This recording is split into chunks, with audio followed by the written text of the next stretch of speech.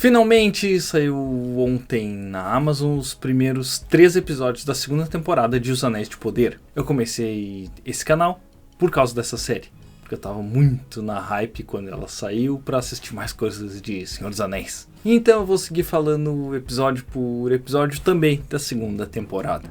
Mas primeiro tem que criticar a escolha da Amazon e divulgar o episódio às 4 da manhã, que dificulta a vida do trabalhador brasileiro que acorda cedo e ainda quer ficar fazendo um videozinho disso. A primeira temporada os episódios saíam meia-noite, e aí era mais tranquilo.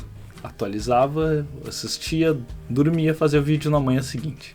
Agora ficou difícil. Bom, eu pretendo falar algumas coisas sobre esses 3 episódios nesse vídeo sobre o primeiro, linkando com as coisas que o Tolkien escreveu e algumas coisas que a série inventou para que ficasse melhor na cabeça dos roteiristas. A série abre mostrando um Sauron discursando, mas para uma plateia de orcs que não está acreditando muito na conversa dele. E isso em Fordwave.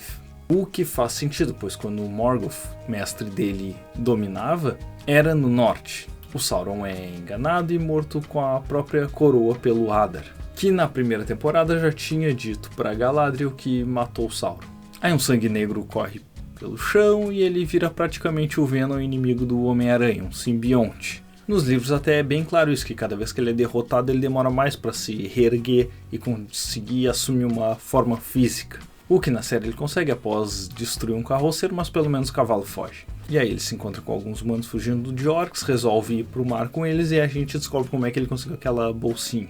Nisso aparece a Galadriel perseguindo o Elrond. Mas eu fiquei com pena dos cavalos, porque se eles correram todo aquele trajeto, é um trajeto muito longo, de Eregion até Lindon.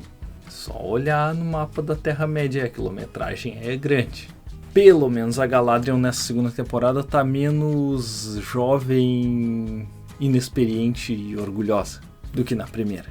Apontando que teve sim essa mudança que os fãs tanto reclamaram e os haters. Mas eu tenho que falar sobre uma revisão histórica de datas que ocorreu, pois os 3 anéis élficos eles foram forjados pelo Celebrimbor com os métodos que ele adquiriu do Anatar, que na verdade na série só vai aparecer no segundo episódio dessa segunda temporada. A parte das folhas se regenerando lá em Lindon também é um pouco exagerada, mas os anéis realmente eles têm esse poder de preservar o encantamento de um lugar. Se a gente for julgar pelos lugares que quem o mantinha deixou bonitão. Só olhar para Rivendell com o Elrond e para Lothlórien com a Galadriel. O que o Gandalf portava não conta porque ele estava sempre caminhando por aí. Já a cena do Elrond é uma das mais importantes, pulando na cachoeira. Pois a mãe dele, a Elwing, fez exatamente isso quando ela estava em posse de uma Silmaril e quis fugir dos filhos do Fëanor que vieram reivindicar. A propósito, Celebrimbor é neto do Fëanor.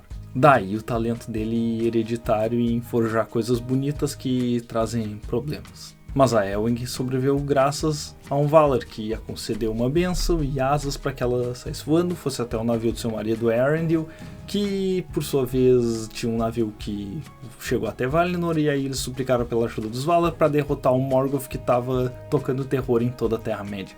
Já o Elrond, não sei como é que ele sobreviveu pulando dali, mas ele provavelmente só teve que dar uma nadadinha até debaixo da ponte. E o fato da gente saber que o Halbrand, desde o início agora, é o Sauron, ajuda a notar o quanto ele manipula os outros, inclusive o Adar.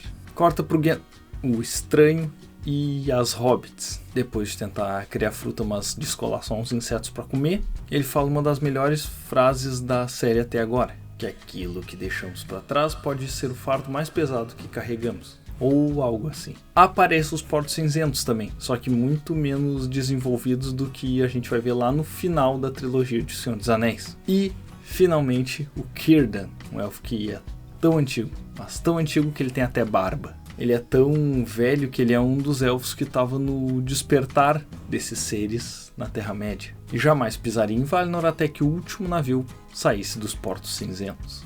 O Círdan até pensa em destruir essas joias numa espécie de fenda subaquática gerada pela Guerra da Ira, quando Beleriand sumiu do mapa, literalmente, no final da Primeira Era. Detalhe é que a Terra-média nessa época da série, inclusive, ainda era quadrada.